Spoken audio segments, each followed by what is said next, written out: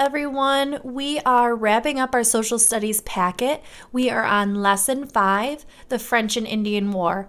Now, up to this point, we have discussed how the Native Americans and the colonists had worked together previously, but then things kind of took a turn for the worse, and they had some battles and wars and things that didn't go very well for them. Now, that was always between the English and the Native Americans. But now we're going to look at the French and Indian War and what happened with that.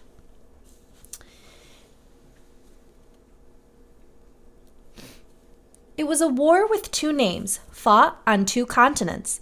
In Europe, it was called the 7 Years' War, one of the many wars between France and Britain. In North America, it was called the French and Indian War. Here, a third party, the American Indians, took a side. They had been living on the land in dispute for a very long time. What side would they take? The road to war. French explorer Robert de La Salle claimed the Ohio River Valley for France. The French built forts in the area to protect their claims from possible invaders. The British also laid claim to the huge region. Some British settlers established a trading post near the site of present-day Pittsburgh, Pennsylvania. They considered this area across the Appalachian Mountains to be part of the Virginia colony. However, the French felt they had claimed the land first, so they would not give it up. French soldiers attacked the British trading post, destroying it. They built a fort nearby and called it Fort Duquesne.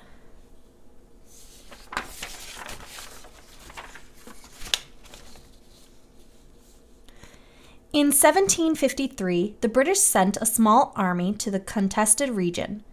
George Washington, a young soldier from Virginia, was the army's leader. Seeing that the fort was well guarded, Washington decided not to attack. Instead, his men fought and defeated a small group of French soldiers in the woods nearby. They then built their own fort called Fort Necessity. American Indians joined the French soldiers in their attack on the fort. Working together, the large number of French and American Indians beat the smaller British force. The French army allowed Washington to take his surviving soldiers back to Virginia. Now, our first reading checkpoint here says, use evidence from the text. Something Miss Testa tells you to do all the time. So, why were the French and American Indians able to capture Fort Necessity?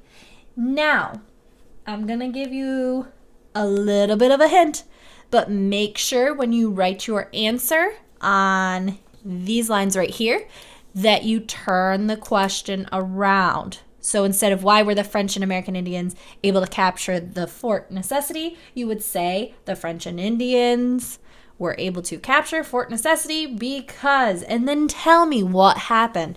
You will find most of your information right in this last paragraph there. So you can take a moment to pause the video, complete your sentence if you haven't done so already. And when you are ready, you can resume and we will move on.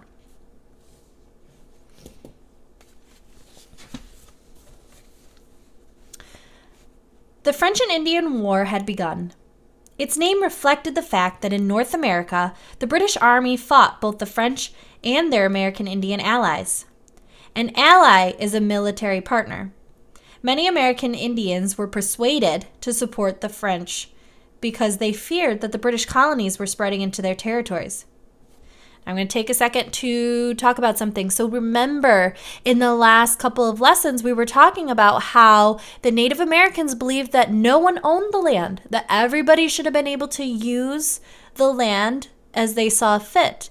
And the British kind of tricked them in a sense because they made them sign agreements that the Native Americans would sell their land. Now, the Native Americans thought they were just renting it, and they could still do what they wanted on the land. But we know that that is not true. So, of course, the American Indians are going to side with the French because right now they're not liking the British colonies too much. All right, let's continue. As a show of resistance, the British sought the support of the powerful Iroquois as an ally. At first, the Iroquois resisted. One of their leaders said, okay, and this is our primary source, the French and British are both quarreling, meaning arguing, that's what quarreling means, about lands which belong to us, and such a quarrel as this may end in our destruction. So that was from Hendrik Peters, the Iroquois leader in 1754. And it says, later, the Iroquois decided to side with the British. They hoped this would help them keep control of their land.